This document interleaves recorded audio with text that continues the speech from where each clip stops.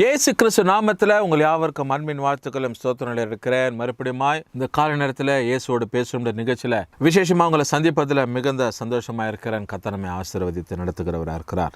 ஆண்டுடைய வசனத்தை ஒவ்வொரு நாளும் நம்ம தியானிக்கிறோம். அநேகர் ஆசீர்வதிக்கப்படுறாங்க. கர்த்தருடைய வார்த்தைகள் அவங்களுக்கு நேராக வருகிறது. கர்த்தர் தம்முடைய ஜனங்களை எல்லா விதத்திலும் பாதுகாத்து ஆசீர்வதித்து நடத்துகிறவராக இருக்கிறார். இந்த கடைசி கொடிய நாட்கள் நம்ம போய்கொண்டு இருக்கிறோம். சீற்றங்கள், இயற்கையில் அழிவுங்க, ஜனங்கள் அப்படியே குவியலாக மறிக்கிற ஒரு சூழ்நிலை, வெடி விபத்துங்க, இயற்கை போராட்டங்களில் ஜனங்க சிக்கி தவிக்கிறதுமான ஒரு சூழ்நிலைங்க. அங்கங்கே இன்றைக்கி பலவிதமான காரியங்களை நம்ம காதால் கேட்குறோம். நியூஸ்லேயும் செய்தித்தாள்களில் நம்ம பார்க்கும்போது மன வேதனையாக உண்டாகிறது. அதனால் இப்படிப்பட்ட எல்லா சூழ்நிலையிலேருந்து கர்த்தர் தம்முடைய ஜனங்களை ரட்சித்து கொள்ள வேணும், பாதுகாக்கணும், மீட்கொள்ள வேணும்.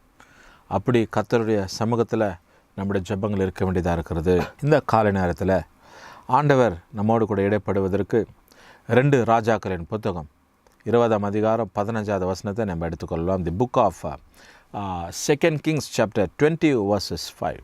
ரொம்ப அதிகமான நேரம் எடுத்துக்கொள்ளல, சுருக்கி நான் இந்த காரியங்களை உங்களுக்கு நான் சொல்லும்படிக்க நான் யோசிக்கிறேன்.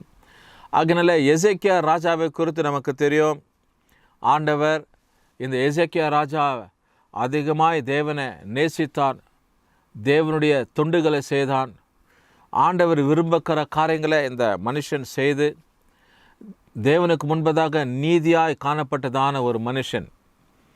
இந்த மனுஷனுக்கு திடீரென்று அவருடைய சரீரத்தில் ஒரு வியாதி உண்டாகிறது. நம்ம பல முறை இந்த வசனத்தை கவனிச்சிருப்போம்.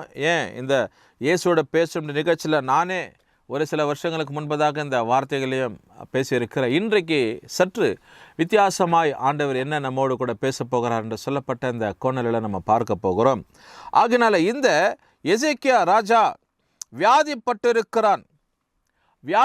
இருக்கிற சமயத்தில் இவனுக்குள்ள ஒரு காரியம் என்ன அப்படின்னா, இவன் மரண தருவாயில் தள்ளப்படுகிற ஒரு சூழ்நிலை. he is going to about to die. இப்போ சேதி உண்டாகிறது. ஆமோஸின் குமாரனாகிய ஏசாயாவை ஆண்டவர் என்ன பண்ணுறாரு, அனுப்புகிறார். வசனம் அப்படி தான் சொல்லப்படுகிறது.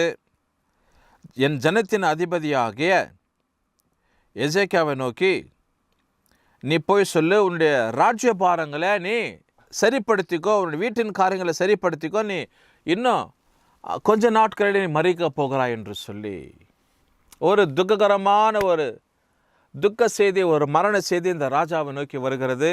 அந்த ராஜா இப்போ பார்க்குறான், ஐயோ என்னுடைய காரியங்கள் இன்னும் செய்ய வேண்டியதாக இருக்கிறது, நான் இன்னும் அதிகமாக தேவனுக்கென்று செய்யணும், ஜனங்களுக்கென்று நான் உழைக்கணும், பல காரியங்களை செயல்படணும், ஆனால் இப்போது எனக்கு இந்த சூழ்நிலை ஏற்படுகிறது என்று சொல்லி ஆண்டவர்கிட்ட அவன் கேட்குறான். 3வது வசனத்தை இப்படி சொல்லப்பட, கர்த்தாவே, நான் உமக்கு முன்பாக உண்மையும் மன உத்தமமாய் நடந்து உமது பார்வைக்கு நலமானதை செய்தேன் என்பதை நினைத்தருளும். இப்படி ஒரு வேண்டுதல் தேவனிடத்தில் போகிறது. எசேக்கியா ராஜாவின் நிமித்தமாக மரண ஓலம் அவனுக்கு வந்துடுச்சு. நீ மறிக்க போகிறவனுடைய ராஜ்யபாரத்தில் வீட்டின் காரியங்கள் எல்லாவற்றையும் சரிப்படுத்திக்கணும். இப்போது தேவனை நோக்கி அவன் அபாயம் விடுறான். அவன் அழுகிறான், கெஞ்சுகிறான், ஆண்டவரே, நான் முன்பதாக மன உத்தமமாக இருந்தேன், உண்மையாக இருந்தேன், உன் பார்வைக்கு நலமானதை செய்த என்பதை உமக்கே தெரியும், நீங்கள் அதை ஒரு நாள் இல்லைன்னு சொல்ல முடியாது, நீங்கள் கொஞ்சம் நினைத்தரலுங்க, கொஞ்சம் ரீகால் பண்ணிக்கோங்கப்பா அப்படின்னு சொல்ல போடும்போது, இங்கே ஏசாயா பாதி முற்றத்தை விட்டு அப்புறம் போகிறதான சமயத்தில் கர்த்தருடைய வார்த்தை அவனுக்கு மறுபடியும் உண்டாகிறது. நீ திரும்ப போய் என் ஜனத்தின் அதிபதியாகிய எசேக்கியாவை நோக்கி, உன் தகப்பனாகிய தாவீதின் தேவனாக இருக்கிற கர்த்தர் சொல்லுகிறது என்னவென்றால், உன் விண்ணப்பத்தை கேட்டேன், உன் கண்ணீரை கண்டேன், இதோ நான் உன்னை குணமாக்கி 3ஆம் நாளில் நீ கர்த்தருடைய ஆலயத்துக்கு போவா என்று சொல்லி ஆண்டவருடைய வார்த்தை மறுபடியும் இந்த எசேக்கியா ராஜாவுக்கு உண்டாகிறது. உன் விண்ணப்பத்தை கேட்டேன், உன் கண்ணீரை கண்டேன். Two things are very much important. These 2 things are very much important. உன் விண்ணப்பத்தை கேட்டேன். தேவனுடைய சமூகத்தில் அவன் விண்ணப்பிக்கிற, ஆண்டவரே நான் உமக்கு முன்பதாக மன உத்தமமாக இருந்தேன், உண்மையாக இருந்தேன், ஜனங்களுக்கு எல்லாருக்கும் நலமானதை தான் நான் செய்தேன். யாருக்கும் நான் நம்பிக்கை துரோகம் பண்ணல, யாரை நான் அடாவடி தானம் பண்ணல, யாரை நான் ஜனங்களை ஏமாற்றலை, எந்த காரியத்தை செய்யலாத நீங்கள் கொஞ்சம் நினைச்சிடலுங்க, உமைக்கே தெரியுமே இதுன்னு சொல்லி தேவனிடத்தில் கெஞ்சும் போது ஆண்டவர் மறுபடியும் ஏசாயாவை அனுப்புகிறாரு. ஏசாயா, என் ஜனத்தின் அதிபதியாக எசேக்கியாவுக்கு நீ போய் சொல்லு, உன் விண்ணப்பம் கேட்கப்பட்டது, உன் கண்ணீரை நான் கண்டேன்னு சொல்லி. இந்த காலை நேரத்தில் கண்ணீரோடு இருக்கிறீங்களா? தேவனுடைய சமூகத்தில் ஏதாவது காரியங்களை எதிர்பார்க்குறீங்களா?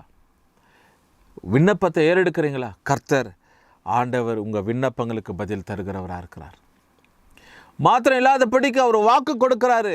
இன்னைக்கு துவங்க 3வது நாளில் அவன் என்னுடைய ஆலயத்தில் இருப்பான்னு போய் சொல்லு. 15 வருஷத்தை ஆண்டவர் கொடுக்கிறார். 15 வருஷம் ஆண்டவர் அவனுக்கு வாழ்க்கையில் அதிகரிக்கிறது. அருமையான தேவ ஜனமே, ஒரே ஒரு சின்ன ஜெபம், a small prayer shook the Lord's heart. தேவனுடைய இருதயத்தை அசைத்தது. ஒரு சின்ன ஜெபம் தேவனுடைய இருதயத்தை அசைச்சது. உன் விண்ணப்பத்தை கேட்டேன், உன் கண்ணீரை கண்டேன். அவ்வளவுதான், பதில் முடிஞ்சிச்சு. இன்னைக்கு ஆண்டவர் உன் விண்ணப்பத்திற்கு பதில் தருகிறவராக இருக்கிறார். உன்னுடைய கண்ணீரை காண்கின்ற தேவன், உன்னுடைய விண்ணப்பத்திற்கு பதில் தருகிற தேவன் உன்னோடு கூட இருக்கிறார். எதை பாட்டு நீ மனசில் குழம்பிக் கொள்ளாத, எதையும் நீ யோசித்து புலம்பாத, அழுகாத. இந்த வார்த்தையை கேட்கிற தேவஜனமே யாராக இருக்கட்டும், தேவன் உன் கண்ணீரை காண்கின்ற தேவன், உன் விண்ணப்பத்திற்கு கர்த்தர் பதில் தருகிற தேவனாக இருக்கிறார் என்பதை ஒரு நாளும் மறக்காதே. இன்றைக்கு நான் உன்னை குணமாக்குற 3ஆம் நாளில் நீ கர்த்தருடைய ஆலயத்தில் இருப்பாய். எப்பேற்பட்ட ஒரு வாக்கு பாருங்க. You will be there in the Lord's porch on the 3rd day. ஆண்டுடைய ஆலயத்தில் இருப்பாய், கர்த்தருடைய ஆலயத்தில் இருப்ப 3வது நாள். அப்போ குணமாக்கப்பட்ட உடனே நாம் போக வேண்டிய ஒரே ஒரு காரியம் எங்க இடம்னா தேவனுடைய ஆலயம். தேவனுடைய ஆலயம். அப்போஸ்தலர் 3ஆம் அதிகாரத்தில் பிச்சை எடுத்து கொண்டிருந்ததான அந்த முடவனை அப்போஸ்தலனாகிய பேதுருவும் யோவானும் குணமாக்கின உடனடியாக அவன் ஆலயத்திற்கு அவங்களை பின்பதாக போகிறான். அப்போ குணமாக்கப்பட்டவனுக்கு எது தேவைன்னா ஆலயத்தின் வாசல், ஆலயம், பிரகாரம், தேவனுடைய பிரகாரம் தேவை. அதுதான் மன நிம்மதி, அதுதான் சாந்தம், அதுதான் ஆறுதல், அதுதான் சமாதானம். தேவனுடைய ஆசீர்வாதத்தின் வாசலுக்குள்ளே பிரவேசிக்கணும். தேவனுடைய பிரகாரம் தான் நம்ம நடத்தும். கர்த்தர் நம்மை ஆசீர்வதிப்பார். ஜெபம் பண்ணுவோம். நல்ல பிதாவே, இந்த எசேக்கியாவுடைய வாழ்க்கையில் பார்த்தோம், ஒரு திருப்பத்தை கர்த்தர் ஏற்படுத்தினீர். ஒரு சின்ன ஜெபம் உங்களுடைய பார்வைக்கு நலமானதை செய்த, உண்மை உத்தமமாக இருந்ததுன்னு எண்ணி பாருங்கன்னு சொல்லி அதை கர்த்தர் நீங்கள் கன்சிடர் பண்ணிங்க, அதை எண்ணி பார்த்தீங்க. அது நிமித்தமாக அவனுக்கு ஆண்டவரே ஆயுசுகளை பெருக பண்ணி 3ஆம் நாளில் தேவனுடைய ஆலயத்தில் இருப்பாயின்னு வாக்கம் கொடுத்தீங்கப்பா. அதற்காக நன்றி. இன்றைக்கு ஆண்டவரே யாரெல்லாம் வேதனையில், கண்ணீரில், போராட்டத்தில் இருக்கிறாங்களோ அவங்க வாழ்க்கையில் இருக்கிற எல்லா கண்ணீரை துடைக்கப்படட்டும், விண்ணப்பங்கள் கேட்கப்படட்டும். இயேசுவின் நாமத்தில் ஜெபிக்கிறோம் நல்ல பிதாவே, ஆமென். கர்த்தர் நம்மை ஆசீர்வதிப்பார்.